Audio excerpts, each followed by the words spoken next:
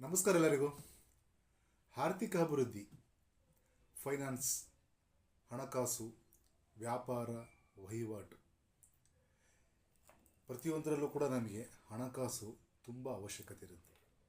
ಸ್ವಲ್ಪ ಹೆಚ್ಚುವರಿ, ಸ್ವಲ್ಪ ಹಣದ ಚಲಾವಣೆಗೆ, ಆರ್ಥಿಕ ಅಭಿವೃದ್ಧಿಗೆ ಒಂದು ವಿಶೇಷವಾದಂತಹ ಒಂದು ಮಂತ್ರವನ್ನು ತಿಳಿಸ್ಕೊಡ್ತೀನಿ. ಈ ಮಂತ್ರ ಪ್ರತಿದಿನ ಪ್ರತಿ ಸಮಯದಲ್ಲೂ ಕೂಡ ಪಠನೆ ಮಾಡ್ಬೋದು. ಹಾಗೆ ಕೆಲವರೆಲ್ಲ ಮಾತಾಡ್ತಾರೆ, ಮಂತ್ರಕ್ಕೆ ಮಾವಿನಕಾಯಿ ಉದುರುತ್ತಾ ಸರ್ ಅಂತ. ಖಂಡಿತವಾಗಲೂ ಉದುರೇ ಉದುರುತ್ತೆ.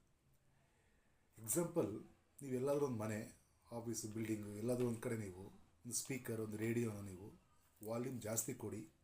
ವಾಲ್ಯೂಮ್ ಜಾಸ್ತಿ ಕೊಟ್ಟಷ್ಟು ಅಲ್ಲಿರೋ ಒಂದು ಕಂಪನಾಂಕ, ಅಲ್ಲಿ ಒಂದು ರೇಡಿಯೇಷನ್ಸ್ ಅಥವಾ ಫ್ರೀಕ್ವೆನ್ಸಿ ಜಾಸ್ತಿ ಆದಾಗ ಅಲ್ಲಿ ಒಂದು ವೈಬ್ರೇಷನ್ ಕ್ರಿಯೇಟ್ ಆಗುತ್ತೆ. That is one of the sound therapy. So sound therapy ಅಂದರೆ ಲೈಕ್ ಎ ಮಂತ್ರ. ಅದಕ್ಕೆ ಮಂತ್ರಕ್ಕೆ ಶಕ್ತಿ ಭಾಳ ಇದೆ.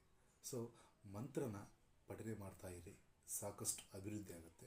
ಸೊ ಆ ಮಂತ್ರ ಸಿದ್ಧಲಕ್ಷ್ಮಿ ಮನೋಹರ ಪ್ರಾಯ ನಮಃ. ಈ ಮಂತ್ರ ಯಥೇಚ್ಛ ಹೇಳ್ಕೊಳ್ಳಿ. ಆರ್ಥಿಕ ಅಭಿವೃದ್ಧಿಗೆ ಒಂದು ರೀತಿ ನಿಮಗೆ ಸಾಕಷ್ಟು ಹೆಲ್ಪ್ ಮಾಡುತ್ತೆ.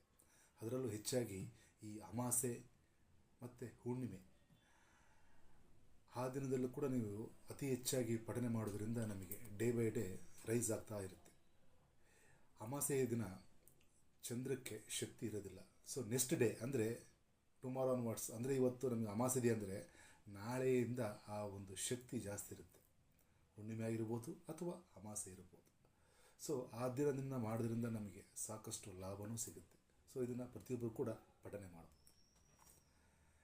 ಸರ್ವೇ ಜನಂ ಸುಖಿನೋ ಭವಂತು.